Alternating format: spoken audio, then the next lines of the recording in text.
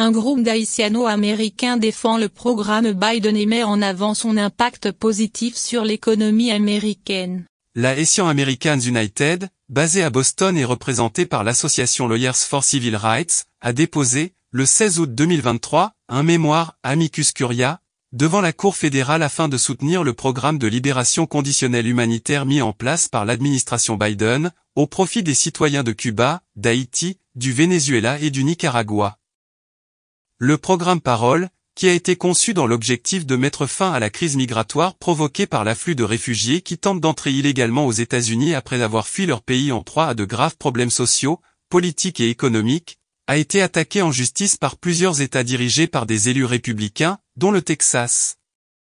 Sauf en cas de modification de dernière minute, le juge fédéral Joe B. Tipton, du district sud du Texas devrait rendre une décision cette semaine concernant la légalité du programme migratoire couramment désigné sous le nom de Parole humanitaire. Nommé par l'ancien président Donald Trump, le juge conservateur Joe Tipton est réputé pour ses décisions défavorables aux immigrants. Sa délibération pourrait marquer la fin du programme migratoire qui avait préalablement permis à plusieurs milliers d'Haïtiens et des ressortissants d'autres pays d'être admis aux États-Unis. La fermeture du programme de libération conditionnelle ne mettrait pas seulement en péril la sécurité de milliers de personnes et de familles fuyant la violence et les troubles dans leur pays d'origine, mais elle nuirait également à l'économie américaine, a fait valoir l'association Haitian Americans United, INC dans son mémoire déposé à la Cour fédérale. Le président de Haut, le révérend Dieufort Fleurissant, a indiqué que son association travaille sans relâche pour soutenir la communauté haïtienne à Boston et au-delà, notamment en fournissant des services essentiels et un soutien communautaire à ceux qui viennent d'arriver aux États-Unis après avoir fui des conditions de vie ou de mort. Nous connaissons de première main l'impact positif que ces nouveaux immigrants ont sur la communauté locale après leur arrivée, a déclaré le révérend Fleurissant.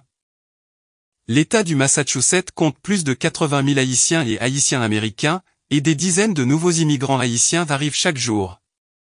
Selon l'association, les immigrants autorisés à entrer aux États-Unis grâce au programme de libération conditionnelle peuvent bénéficier d'une autorisation de travail, ce qui renforce la main-d'œuvre et représente un avantage considérable pour l'économie américaine.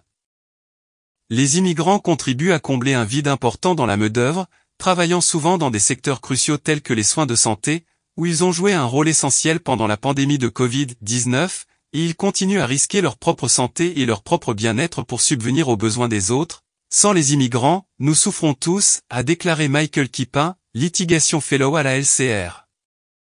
La Haitian Americans United, INC soutient que la poursuite de ce programme de libération conditionnelle humanitaire sauvera des vies, stimulera l'économie et permettra aux immigrants d'entrer aux États-Unis de manière ordonnée afin d'être réunis avec leurs familles, ce qui aura un impact positif net sur le pays.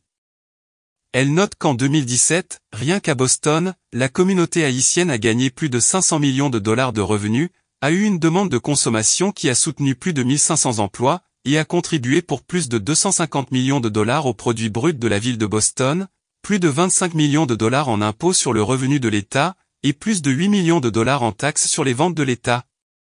Ces avantages pour l'économie ne peuvent être surestimés, affirme le mémoire d'Amicus Curiae.